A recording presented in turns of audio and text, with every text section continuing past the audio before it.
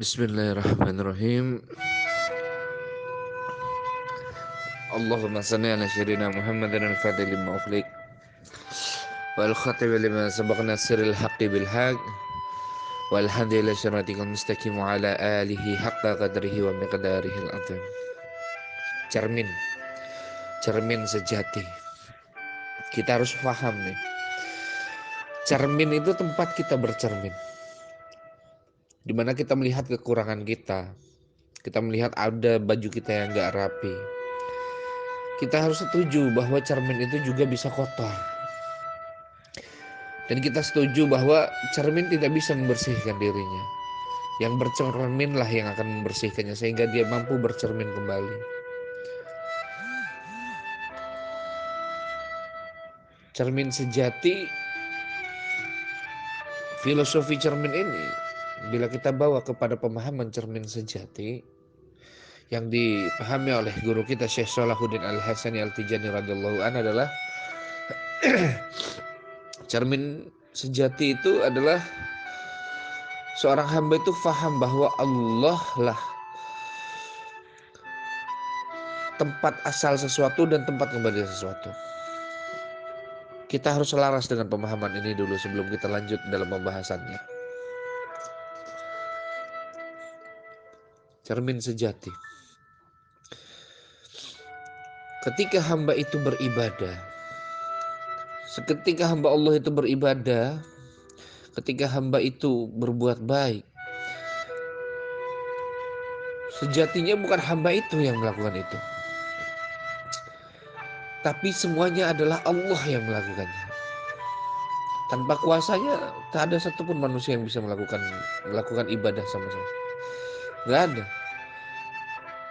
Ketika hamba itu faham bahwa Allah lah yang melakukan apa yang dia lakukan, Allah yang mengizinkan apa yang dia kerjakan, Allah berbuat kepada dirinya untuk dia beribadah dan melakukan hal baik, maka dia adalah cerminnya Allah Subhanahu wa taala.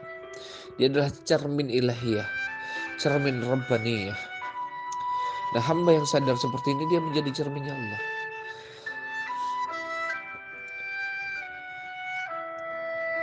Dan segala perbuatannya itu hanya karena Allah yang mengizinkan dia melakukan itu. Sebab Allah yang berbuat seperti itu. Allah yang melakukan hal baik atas dirinya. Allah yang membuat dia mudah untuk beribadah. Allah yang bikin dia istiqomah. Adakah yang mau menentang bahwa segala sesuatu hal ini dikuasai oleh Allah? Gak ada. Bahkan Allah bilang, semua manusia itu ubun-ubunnya di genggamanku, kata Allah dalam Al-Quran. Dan perbuatan manusia ada yang baik, ada yang buruk. Sehingga Allah turunkan syariat agar yang buruk itu dikembalikan kepada diri kita sendiri. Tapi sejatinya segala hal baik atau buruk itu kuasa Allah Subhanahu wa taala. Sehingga ketika engkau melakukan hal buruk itu termasuk kuasa Allah, sehingga nanti hadir sesuatu yang tidak mengenakan dalam kehidupanmu lalu engkau bertobat. Lalu siapa yang membuat engkau bertobat kalau bukan Allah? Makanya cermin pun bisa kotor. Manusia itu bisa kotor, tapi manusia gak bisa membersihkan dosa. Bisa manusia membersihkan dosanya. Bisa manusia mengangkat kesalahannya. Siapa yang mampu bisa melakukan itu? Hanya Allah. Ketika manusia faham seperti ini, dia akan menjadi cerminnya Allah. Dia telah menjadi cermin itu. Dan ketika manusia paham, sadar, dan berjalan dalam kehidupannya dengan rohaniah seperti ini, maka dia terus-menerus menuju kemarifatan kepada Allah. Dan dia akan tampak penglihatan dan penyaksian atas kemegahan dan keindahan Allah itu sendiri.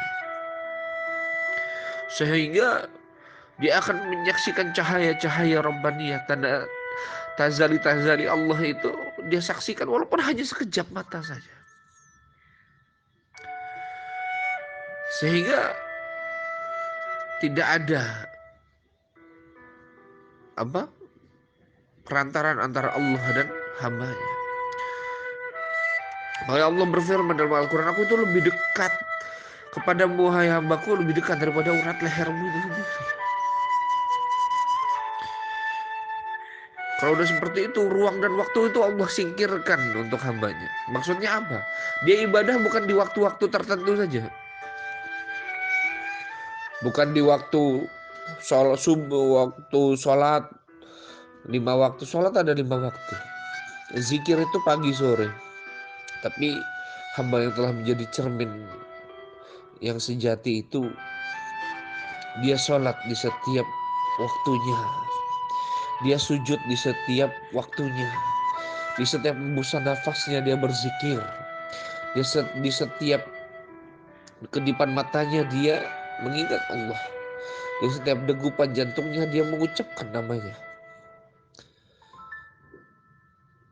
Sebab dia telah tertarik dengan kemegahan dan eksistensi keindahan Allah Subhanahu wa ta'ala. Hatinya tidak lepas untuk mengingat Allah. Tidak ada waktu yang membuat dia terbatas atau dibatasi untuk beribadah kepada Allah. Nggak ada. Tidak ada sama sekali yang bisa melakukan hal itu. Bahkan ketika hamba ini sampai kepada fase-fase ruhiyah seperti ini, maka dia baru akan menyaksikan bahwa aku itu telah Allah cintai dan sayangi lebih jauh daripada sebelum alam semesta ini diciptakan. Dan ketika hamba ini seperti itu, maka dia melemah dan Allah hadir untuk menguatkannya. Hamba itu bersedih, Allah hadir untuk mengembirakannya. Ketika hamba itu gelisah, Allah hadir untuk menghiburnya. Ketika hamba itu senang, Allah hadir untuk menjaga kebahagiaannya. Ketika hamba itu susah, Allah hadir untuk melapangkannya. Betapa indahnya kehidupan ketika engkau mengenal Allah Subhanahu wa ta'ala. Baru la ilaha illallah itu bukan hanya lisan saja, tapi manusia benar-benar merasakan eksistensi kehadiran Tuhannya.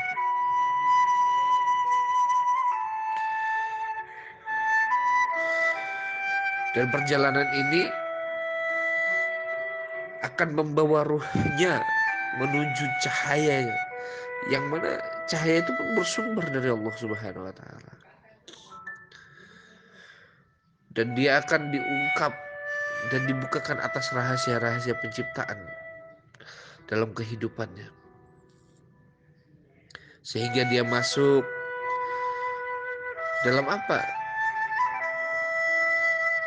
Dalam makom kesucian, yang mana dia terus menerus Allah jadikan harinya adalah baru dan baru. Terus setiap hembusan nafasnya Allah bersihkan hatinya dari sifat yang kotor. Terus Allah bersihkan akalnya dari sesuatu yang kotor, hatinya dari sesuatu yang kotor. Sehingga tidak ada yang tersisa kecuali dia hanya senang dan merasakan keindahan atas keintiman dia dengan Allah Subhanahu wa ta'ala. Dan sehingga Allah menjadikan dia hamba yang penuh dengan kekhususan di dunia dan di akhirat. Karena tidak ada yang mampu mengangkat seorang hamba kecuali Allah dengan rahmatnya dan kekuasaannya. Dan ketahuilah, surga bagi orang seperti ini bukanlah surga yang diidam-idamkan oleh orang awam. Karena surga bagi hamba-hamba Allah adalah Allah itu sendiri. Dan tempat berlindungnya hanyalah Allah. Dan bentengnya adalah Allah. Dan tempat naungannya hanyalah Allah.